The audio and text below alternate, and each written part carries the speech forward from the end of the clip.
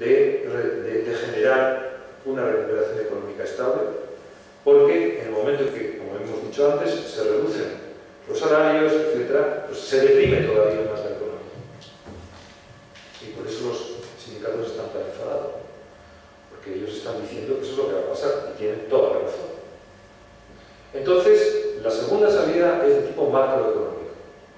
No son las empresas las que van a generar esa demanda, sino que son los estados.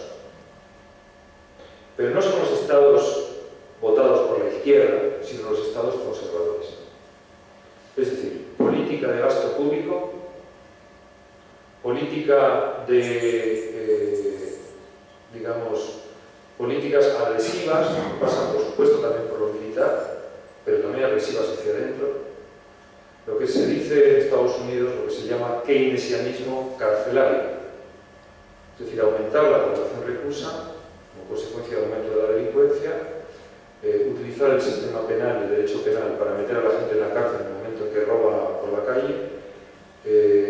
Eso genera mucho gasto, eso genera una demanda, pero eso genera sobre todo una derechización de las sociedades, que es justamente lo que apuestan, por lo que apuestan los gobiernos neo-ultraconservadores en Hungría, tendencialmente pues, los que han ganado los diputados de ultraderecha que han entrado al Parlamento sueco, Francia, Holanda, etc.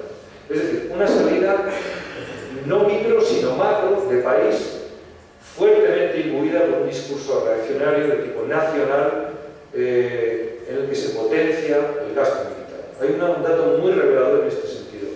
Las primeras medidas que tomaron los gobiernos francés y ruso cuando estalla la crisis en 2008 fue duplicar el gasto militar. Duplicar el gasto militar. Es decir, a finales de 2008, pocos meses después de la quiebra de Lehman Brothers, estos dos gobiernos, y seguro que hay otros, lo que pasa es que habría que estudiarlo con más detalle, duplican el gasto militar. Generan una demanda pública, pero una demanda que no lleva a la democratización de la sociedad, sino a la creación de estados coercitivos, es decir, la utilización de la fuerza, al final, para combatir la crisis social, económica y política que todo el mundo sabe se va a reconducir. La tercera salida sería una economía solidaria.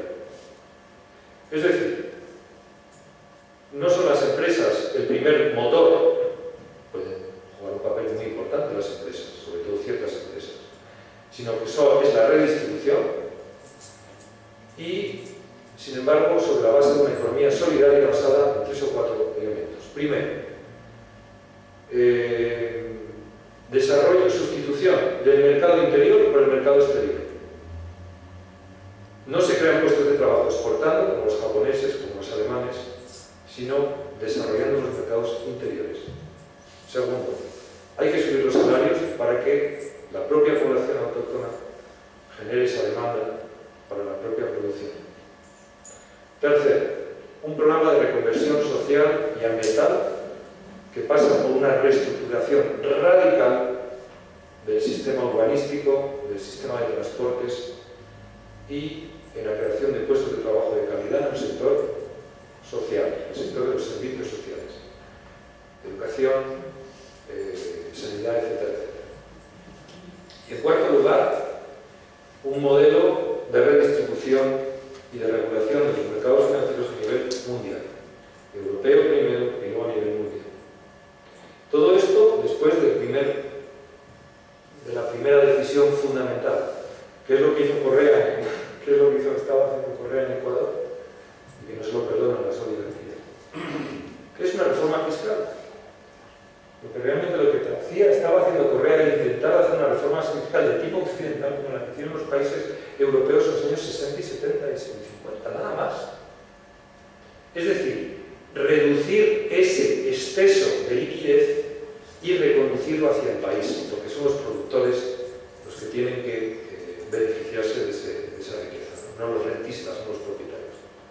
Bueno, por tanto, una economía solidaria basada en la dignificación del trabajo, en la revalorización del trabajo y en la creación de riqueza distribuida, pero también producida por muchos, porque a un nivel de productividad como el actual no necesitamos trabajar mucho más de 5 horas a la semana para tener todas las necesidades cubiertas, todas, incluida la jubilación y el sistema de pensiones y el sistema sanitario que necesitamos estamos en un momento de envejecimiento de la población.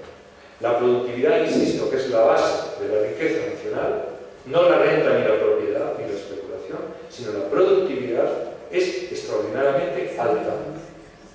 Entonces, este programa es un programa realista, es un programa factible, que tiene un enemigo muy claro. Con esto termino. Bueno, termino y luego digo una cosita muy breve. Sí, termino casi, me voy a olvidar. Y es que pasa por la composición de un bloque social con capacidad de imponerlo. Un bloque social que solamente puede ser un bloque antineoliberal, no un bloque que pueda o que apueste por una salida como la tipo 1, porque eso es absurdo. Aparte, injusto, es absurdo desde el punto de vista económico en este momento, la primera salida. La segunda salida es la salida de la derecha y la ultraderecha. Derecha y ultraderecha se van a ir borrando los límites para forzar esa segunda salida. La tercera salida pasa por la formación de un bloque social a partir de muchos desiguales, de sectores sociales con intereses, con formas de vida muy distintas, como decía María López.